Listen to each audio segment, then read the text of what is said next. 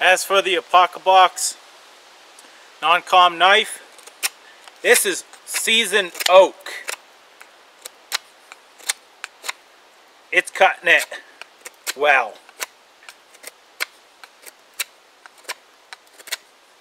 So what I'm doing right now is just rounding this off. This is going to be my pressure flaking tool. Has one hole here. That's where I'm going to put that copper rod. But I'm just smoothing this out just to make it a little easier on the hands when I'm knapping. But that there should do. I have put a tarp down below me so I can catch the glass that falls. Myself, I like to work off my leg, do my pressure flaking.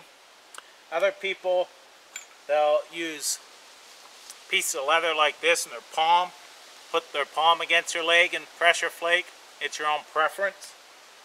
Got a piece of leather here, just doubled over, glove, and eye protection. And what I'm going to do is turn my glass. Basically, if this is the bottle will be down this way. So I have it upside down. Want to support, put it in my hand like this, and just start chipping away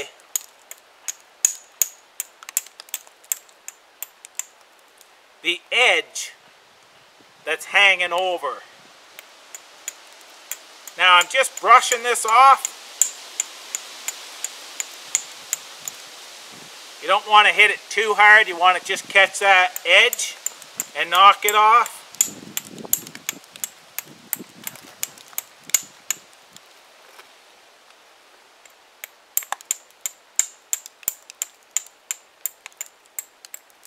If you get too aggressive, what's going to happen is you're just going to break it in half.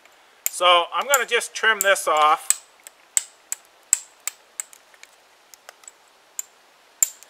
And then I'll give you a look and explain what's happening.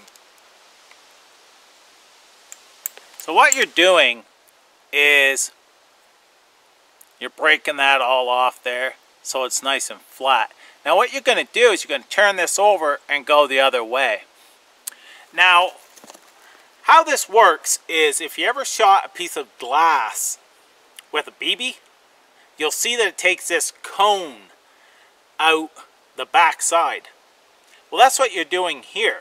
When you strike this down, it's taking little tiny pieces of cones out of this. So every strike you get, you're taking little pieces of cones. So you want to turn it around, and on those high spots, you want to start chipping the other side. So you're going in a serration type edge. Now this here is super sharp as it is. But now what we're going to do is just chip on this side the same way. I can pressure flake this now because it's thin enough, and just see what kind of edge we can get out of this. Now what I'm going to do is take my pressure flaker and make sure this is supported against my leg when I push down. And I'm just going to go at the edges of these. And every time I hit that, it's splitting these out in that same cone type shape in the back. So you just go around like this here.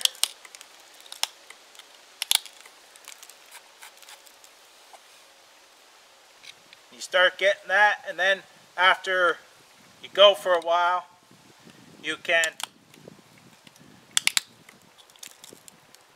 turn it back over and start doing the other side.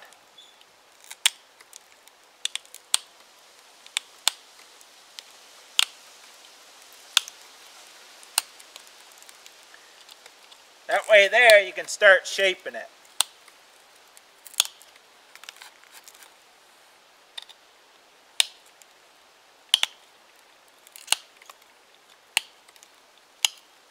Got a tarp at my feet just so it will catch all this glass and I can get rid of it instead of just going on the forest floor.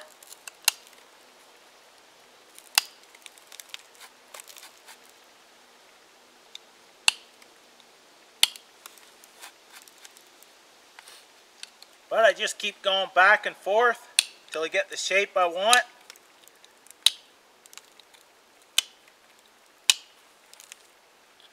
And stagger back and forth as well.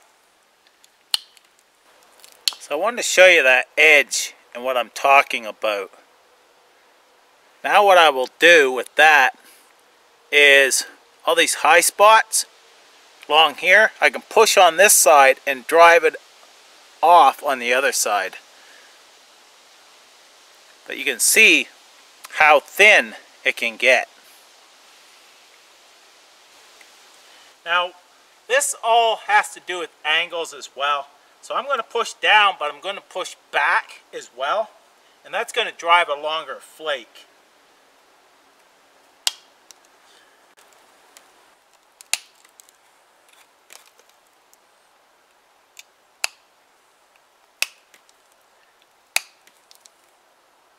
Just that, took me hardly no time to do, will cut.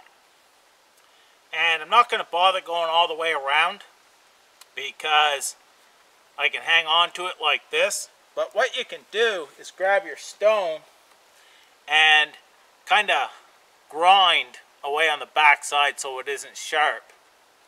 And I'm going to do that, and then I'm going to show you a cut test.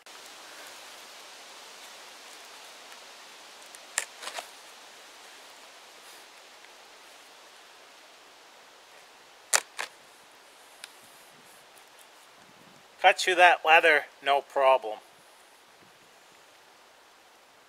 Got that ground, and hang on to it just like that. You've got sharp edge right here.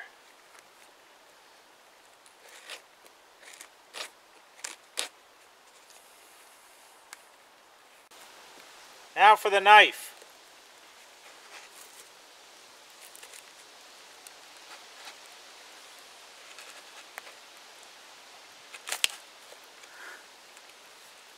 It cuts as well.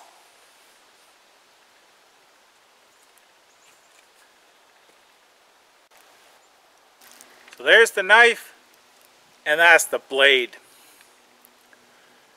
Knowing these skills here for long term, to me, I think is very important, because you can fashion usable tools with stuff you find in the forest.